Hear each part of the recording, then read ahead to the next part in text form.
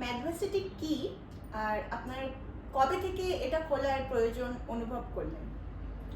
Actually ম্যাথভার্সিটিটা আমি আর আমার friend সৈকত, doctor সৈকত বসু, আমরা দুজন মিলে খুলেছি।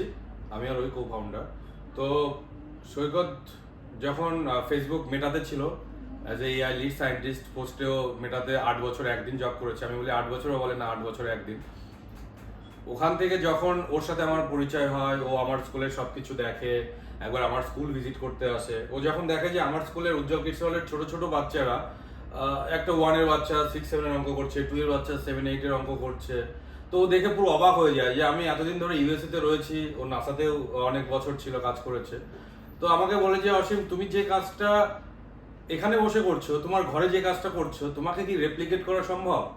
তো আমি ওকে তখন একটা কথা বলেছিলাম যে আমাকে রেপ্লিকেট করা খুব টাফ ব্যাপার, মানে মনে হয় না যে আমি যে লেভেলের ডেডিকেশন দিয়ে বাচ্চাদেরকে পড়াই, আমাকে রেপ্লিকেট কেউ করতে পারবে বলে মনে হয় না।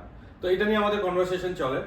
তারপরে ও এখানে এসে দেখে উজ্জ্বল কিডস ওয়ার্ল্ডের বাচ্চাদের দেখে ইন্সপায়ার হয়, এবং ও অনেকদিন যেহেতু ইউএসএ 13 বছর ছিল, তো ডিসিশন নেয় যে না, এবার তাহলে ওখান থেকে ছেড়ে আমি তোমার সঙ্গে যোগ দিচ্ছি। তো তারপরে 1 বছর আগে জব ছেড়ে দেয়, একটা ওয়েল পেড জব ছেড়ে দেয়, ছেড়ে দিয়ে আসে। তখন থেকে আমরা ম্যাথটা নিয়ে ভেবে যাচ্ছি যে এটাকে, ওর টার্গেট ছিল ও আমাকে রিপ্লেস করবে, যে আমি অসীমকে রিপ্লেস যদি করতে পারি তাহলে আমরা শুধু Ujjwal kids world Gangarampur, south Dinajpur আর নর্থ দিনাজপুরে নয়, আমরা পুরো ইন্ডিয়াতে, ইভেন পুরো ওয়ার্ল্ডে আমরা ছড়িয়ে দিতে পারবো। তো সেখান থেকেই কনসেপ্টটা আসে। তো আমরা তারপরে ভাবি ঠিক আছে, চলো একবার শুরু করে দেখা যাক কি হচ্ছে। সেইখান থেকে ম্যাথভার্সিটির জন্মটা হয়। ও জব ছেড়ে আসে, এই একটা চ্যালেঞ্জ যে আমাকে ওখান থেকে রিপ্লেস করা হবে, সেখান থেকে এটা হয়। ম্যাথভার্সিটি আমরা ক্রিয়েট করি।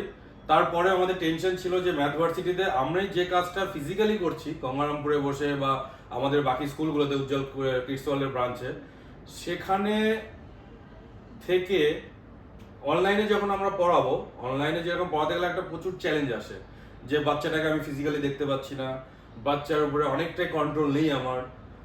তো এইটা কি আমরা পারবো করতে? তো আমরা এটা নিয়ে একটা রিসার্চ শুরু করি। আমরা দেখি অনলাইনে, প্রচুর প্যারেন্টসের সাথে কথা বলি। আমি সবসময় একটা ফ্রি কনসালটেশন দিই প্যারেন্টসদের, ম্যাথস নিয়ে স্পেশালি। তো এরকম কথা বলতে বলতে প্যারেন্টসরা বলছে স্যার শুরু করুন, আমরা দেখব। এবং সেই থেকে আমরা শুরু করলাম এবং ফিডব্যাক পেলাম, ভালো ফিডব্যাক পেলাম। সৈকতকে বললাম যে এই ফিডব্যাক আছে, আমরা এটাকে প্রফেশনালি শুরু করতে পারি। তো লাস্ট 1.5 মাস হলো। 1.5 মাসে এখন ম্যাথভার্সিটিতে প্রায় 1000-এর কাছে স্টুডেন্ট রয়েছে, এবং এত ফিডব্যাক পাচ্ছি আমরা, পজিটিভ ফিডব্যাক। তো আমাদের মনে হচ্ছে যে যে চ্যালেঞ্জটা সৈকত নিয়েছিল, বা আমরা ভেবেছিলাম যে আমাকে হয়তো রিপ্লেস করা সম্ভব হবে না, বা আমার রুমটাকে রিপ্লেস করে বাইরে পুরো ইন্ডিয়ার বাচ্চাকে আমরা পড়াতে পারবো কি পারবো না, যে কনফিউশনটা ছিল, আজকের দিনে সেই কনফিউশনটা নেই।